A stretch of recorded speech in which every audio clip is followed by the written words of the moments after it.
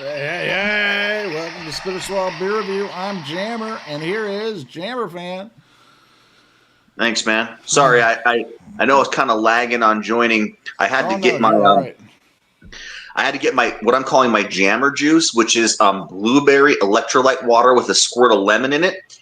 Tastes really good, man. And I'm just we were talking about last time about if you're doing day drinking, you got to take a minute to hydrate. For all the people at home, use alcohol responsibly and take your vitamins. And make sure you have proper hydration or the techniques thereof. Yeah. And also clears your palate. It does. And I will say, dude, we are having record dryness here in Colorado right now. It's like 52 here today because there's this big dome of high pressure parked over us.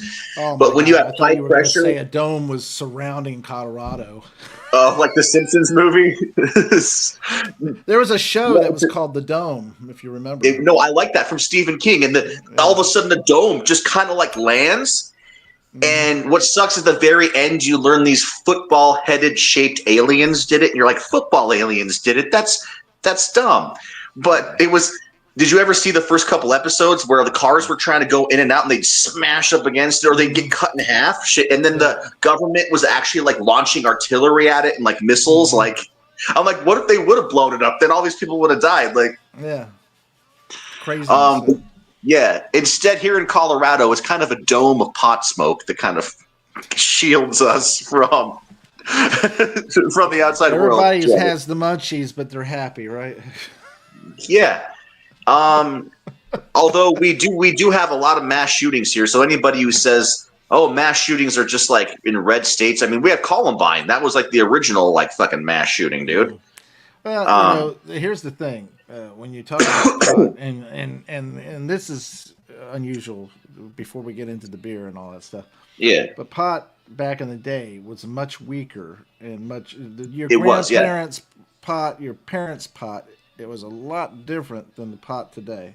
So I'll tell you what, Jammer, I actually know the statistics on this. It was about 1.5% to 4% THC, and now the strains are like 30% THC, so it's almost 7 times more THC. And a lot of the medical you can still buy medical strains that are like that. Like, it's crazy. The stuff that they were smoking are now what we consider medical strains because they had CBD and they also had like other compounds in them that made them more like you used to have to smoke a whole joint to get high. Man, somebody gave me a joint once out here, the 30% stuff, and it was like one hit, and you're just like uncomfortably. You're like, holy fucking shit. You're like looking around, like, what the fuck's going on? That's the other thing I was about to say. A lot of people will get paranoia or become schizophrenic, from it, Granted, you have to be leaning towards that already. Yeah. Yeah. In comparison to, a regular person just lighting one up, but yeah, the strains are much higher, like you're saying, and nobody really knows the effect that it's going to have on people over the period of time. Honestly, I found a place that has high there's one strain I got is 0.68 THC and 13.08 CBD. So it's almost completely CBD dominant. And all it really does, you don't even really feel it. It's just almost like smokable aspirin or something. If you have any pain anywhere, I vape it. I don't even smoke it. So I vape the flower. Like if I have a headache, I'm feeling any pain, sore knee, I just use that. And it doesn't really get me high. I feel like maybe it makes me a little more like chill. Like I don't feel high, but I'm maybe like Julia's like, you're always nicer when you do that strain. She's like, you're always complimenting me and being nice. So I'm like, maybe it's making me less pissy and mean and hurt and helping my pain, but it doesn't really get you high, Yeah. So, and that stuff, believe it or not, that stuff costs more than the 30% stuff because I'm buying stuff that there's just less of it because there's less demand, right? So it's more of a niche product. So it pisses me off that mine is 0.68% THC and it costs more than your 30% THC. Exactly, yeah. But that's because nobody gives a shit about using it medicinally. They just want to get fucked up, And that's okay. I get it. I mean, when I probably would have been more now that I'm old and things hurt. I'm just like, and I'm like more prone to anxiety and paranoia. I'm like, I don't want to get really high. I just want to like sleep and not feel pain, right? That's basically old people. They're just like, I don't want to feel pain and I want to be able to sleep. That's like the two things that old people are like need, and like the products are aimed at that. So, in fact, they always tell me when I buy this stuff, they're like, usually it's senior citizens buying this stuff, and I'm like, leave me alone. I like what I like. I'm embracing my future senior citizen status. I'm embracing my future senior citizenship. So, anyways, Jammer, sorry, I think I hijacked this. You're already pouring it. Did you present the beer yet? No, I haven't done it yet. I was waiting, just waiting. Go for it, man. I want you to talk about your beer. This is Arcobrau's Festbier. Arcobrau, you know, it's one that I hadn't seen too often, and so when I saw it this time, I grabbed it. You know, even though it's a Festbier, I grabbed it because the brand I haven't seen very often. And this one actually gets a 84 by the BA. It is considered a Fest beer or a Wiesen beer, you know. And it's a 5.7 ABV. And it says right here, Arcobrau Fest beer, authentic Bavarian lager beer. Ever since 1567, only beers complying, sorry, with the Bavarian purity edict have been brewed in the court. What the hell? Count's Castle Brewery, Arcobrau. Guarantee you the ultimate in brewing process. Festbier is a smooth, aromatic lager beer, as it is traditionally brewed for many well-known and world-famous Bavarian folk festivals. Taste and enjoy this brewing artistry of taste and get the Bavarian feeling of life. Okay, I'm just going to tell you right now, this bottle, you hear how that sounds? It sounds thick. Yeah, it is thick. It is a thick bottle. It sounds like a thick. I've had those kind of bottles that are like so thick. It's something that you could probably bounce off the concrete. Like if you were going to throw it, it's one of those ones, it might break, but I've seen bottles like that bounce like off something, you know? Exactly. And this one right here, I don't know if you notice it, it's very golden. It does look like a regular lager type beer. I mean, it does have that color. So isn't a Festbier different from Oktoberfest, where Oktoberfest are more they're the Marzen kind of red ale, orange ale, you know, like orange colored. And then I thought Festbiers were supposed to be more kind of like a Keller beer lager. This is Weizen beer. Oh, it is okay.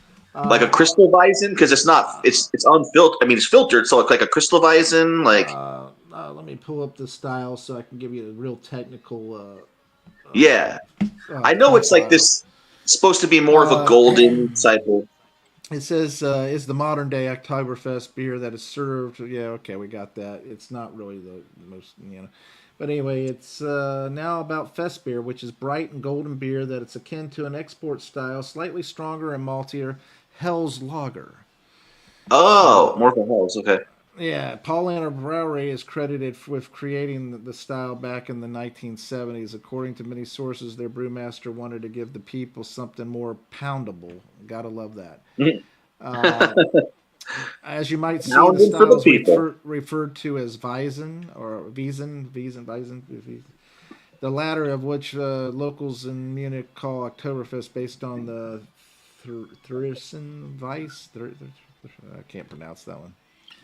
The fairgrounds where it's hosted, you know. Oh, okay. This is not to be confused with Weiss beer. That's what I thought we were saying. Yeah, Weiss, like wheat beer. Yeah, wheat beer. Yeah.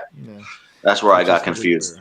So, but in Weizen is the Weizen's the place where they go to do the festival. So it's Weizen beer because it's beer for that. It's a Feist beer. It's built for that Feist, that fest. Yeah.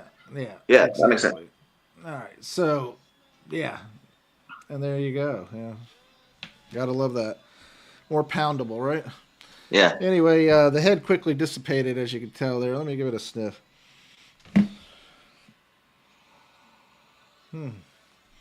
Got a little sweetness to it there, like caramel malts and everything. I forgot to give the cap for all you cat proofs. Can you see that?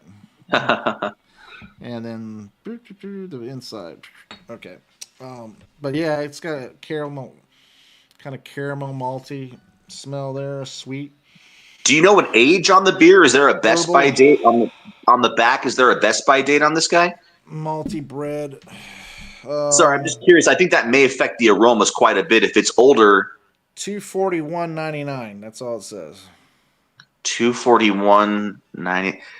That doesn't sound like a Julian date code. It's imported, so that it's got to be based on what they consider is 24 has to be the year. Yeah, 19, maybe the 9, 19, 24. You think that's the best by, or that's the born? That's probably the born on date, right? Yeah, I would September 19th, 24. Oh, okay, so it's reasonably fresh then. Sorry, I didn't mean to interrupt you, but I'm curious. I thought it was. I thought it was supposed to be more hoppier kind of style. So I'm curious if you're getting hops with the malt. Well, it does have some herbal hops in the aroma, kind of spiciness there, and the faint spiciness there. But let me go ahead.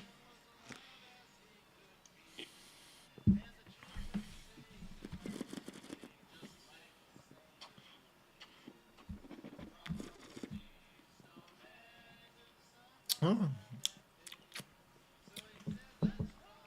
Yeah, it's more like they're saying a Hell's Lager because it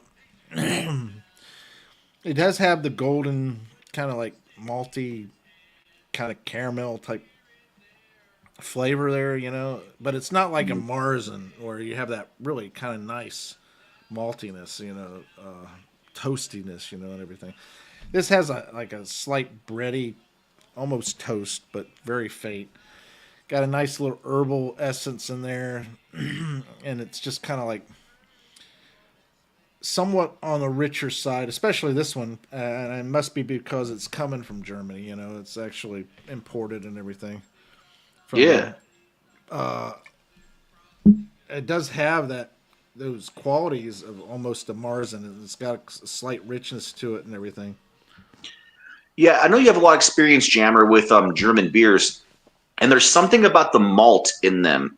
Yeah. I don't know if there's a specific like signature malt flavor in German beers. Mm-hmm. I don't know what it is. But Shag Dog and I were talking about the last time me and him were together on beer reviews. Nice. We were saying it's unmistakable when you taste a authentic German import beer. Yeah. There's that. It's just a unique flavor from the main breweries, like the Munich breweries. Yeah. Most of them have that flavor, and it's just something. I like to think it's the malt, water and the yeast. Yeah, the yeast definitely is playing a part. It's certain and I just strain they have, Yeah, and then the certain strain, and then maybe they're just sourcing their malt. Like most American beers are made with either Canadian grown wheat or American grown. Barley. Like it's usually it's easier and cheaper for a brewer to get like a lot of, and they used to buy a lot of European hops, but now the Pacific Northwest, they're growing all those. You can pretty much actually, beer is something that's almost tariff proof because if you could actually just use only American ingredients to make. In fact, in Colorado, there's a big trend right now where it's Colorado source beer. So everything in the beer was sourced in Colorado, the barley, the hops, everything. So that's what's cool about it. I would be on board with that, especially if it was good. Yeah. If it's crap, I'll be like, well, I think we need to get. No, it's good. I think it's a little more expensive I think anytime you're going with until the supply chain kind of changes, Canada can sell you wheat so cheap, and so can parts of the heartland and stuff. They can sell you barley or just whatever, really, really cheap. So I think it's part of it is okay. You have to there's lots of craft beer brands that fail because they're too expensive. I saw a 4-pack the other day of just cans, from they were just an IPA, not even really a really high ABV IPA. Maybe it was a double IPA, maybe 8.5, but it was $26, dude, for 4 bears. No. And I was like, no thanks. What is that a beer? That's quite a bit. It's $6.50 a beer or something like that. I don't know. Yeah, that's really up there. I don't particularly, the thing about it is, once you go to where you're spending $3, $4, $5 a beer, it better be something about it that's really, Really cool. Yeah. yeah. It has to be unique, or it has to have some kind of quality to it, or it just has to be damn good or high ABV, and damn good, Because what's the point in buying it? I mean, I'm not. Granted, craft beer in general, is probably more sophisticated than what wine people would want you to believe. Yeah. They would want people to believe that wine is so sophisticated. But beer, every little thing that you do to it can affect the end result of flavor. Granted, that's somewhat true about making wine and everything, but you can kind of get around it. With beer, you can't play too much without it affecting one aspect of the flavor profile. Yeah. Yeah. And it could turn out very bad if you don't. One in particular, just the temperature that you're brewing it at and storing it at. Yeah. That will throw it completely for a loop. The type of strain of yeast you're using, Yeah. the other ingredients. I mean, because you're using more ingredients for this, and everything. It's wine. You're not supposed to be using all that. It's supposed to be just the Yeah. grapes and Just the grapes. Yeah. There's a lot of different ingredients. Yeah. So I suppose I should present mine, Jammer. I have some funny things to say about this beer, but everybody will already know it. Pabst Blue Ribbon. I'm convinced that it's a blue ribbon of participation. It's a participation award. Like, good for you, Pabst. You made a beer. That's how I refer to it, as the Pabst Blue Ribbon of participation. I always, because nowadays they give out 13th place, 17th place, 20th place. Pabst got like 99th place, and they just said, we're going to at least give you a ribbon so you don't kill yourself when you get home. And that's how they came up with the name. And as I said, I was gifted for Christmas a 30-pack by somebody who near and dear to my heart, who didn't want me to be out of beer when I got through with my good beer. Yeah. And is Pabst better? Person. What? Very thoughtful person to try to make sorry, sure man, I got to temporarily go. I'll pop back in. All right. So anyway, I got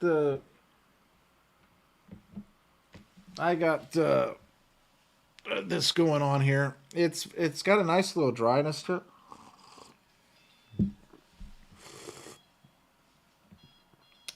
Nice little dryness to it. The mouthfeel is kind of smooth, medium body. It's very drinkable. There's no doubt about it. You could pound these. I mean, you could easily pound them, but it's not my favorite, but it's not one of the worst fest beers I've had. This one's actually one of the better ones I've had. It's got a nice, dry, clean, but it has a little bit of an aftertaste that lingers, just making you want to take another sip. So that's always a plus, right? And the carbonation is lively, but it's keeping the experience refreshing while enhancing, or I don't know, bringing the depth of its flavors out. In general, I think it's pretty awesome beer for what it is, and I'm not a big fan of fest beers, so this one right here, I actually like this one. This is not bad. It's got a nice little faint spiciness to it, and it has some herbal hop flavor in there, but it's not where it's. Most of the fest beers I've had, that herbal hop is like sickening type flavored mixed in with it. This one's not bad. It's actually very complimentary to the maltiness of it.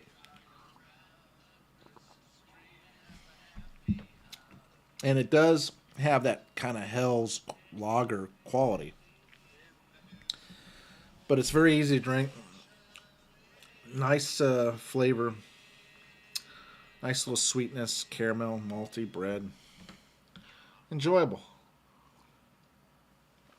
I think I would give this an A minus and a swallow. And now, let me see if I can't find it here. I might be able to find it. I think I closed it out. Beer Advocate. Did I give the grade on that? Beer Advocate gives this an 84. To me, this is not an 84. It's higher than that. It's much higher than that. A lot of people have 4 point something, 4.78, 4.3, 4.2, 4.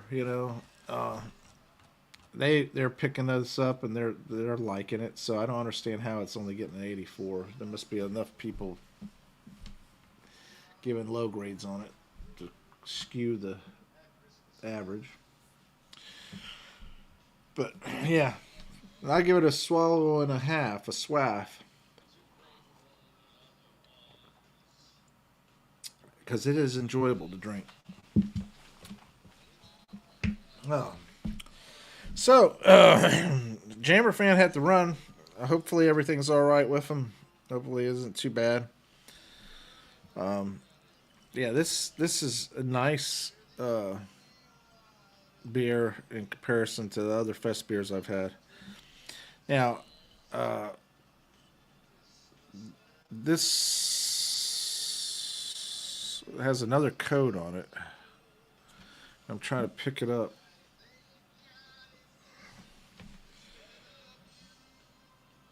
Man, I can't pick that up. Yeah, yeah. It was made at 11:54 at night.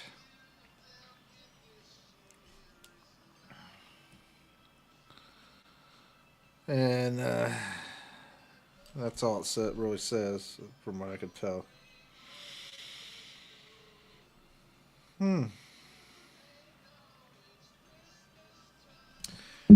Well, this brewery, man, where's it at? The brewery itself is called Arcobrau Festbier Brauhaus. Anyway, let's see what other beers they might have here. Oh, jeez. Wow, they do have a few. They got some Doppelbocks, some Dunkels. They have the Hells, actual Hells, Crystal Wiesen. That'd be nice. The Zwickel beer, Imperial IPA, Hefeweizen, several Hell's lager beers. So that explains why it's so good. It's because they're making a variation of a Hell's type style fest beer, and they make several different Hell's beers in their roundup here. Man, if you get a chance to try this one, you should try it. I have to say it's pretty good fest beer.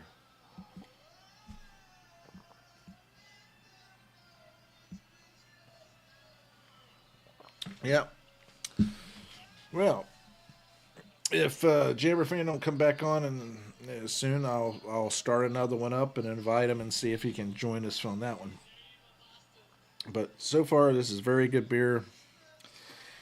There is a taste there that doesn't set too well with me, and why I didn't give it a really good grade, because it only comes and goes every so often. But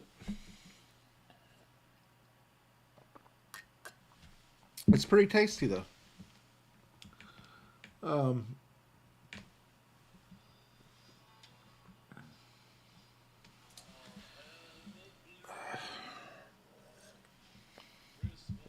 We're finishing up our Christmas extravaganza and New Year's, and I have to admit it's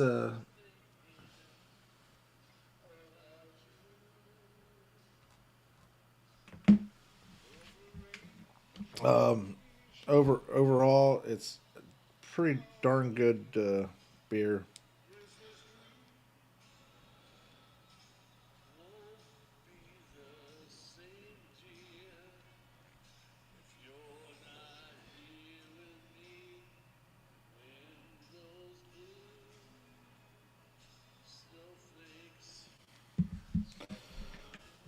Oh. Anyway, let's go ahead and finish this up.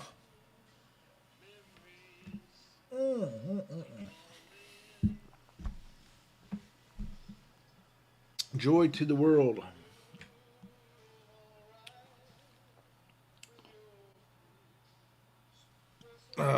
Enjoyable. All right. So let's close this one out and move on to another one. Thanks for watching, commenting, liking, subscribing, and sharing. I'll be right back with another great beer. Get a chance to try this one. Arcobrau Festbier. 5.7 ABV. Very delicious. Easy to drink. Very poundable if that's what you're looking for, but got some flavor there, which is really nice. Caramel, bready, malty, little herbal hops, and a faint spiciness to it. Give it a try, especially next Oktoberfest. Make sure you pick up one and give it a shout. Give us a shout when you try it. Let us know what you think. Thanks for watching. Comment, and like, and subscribe. We'll see you on the next one. Take care.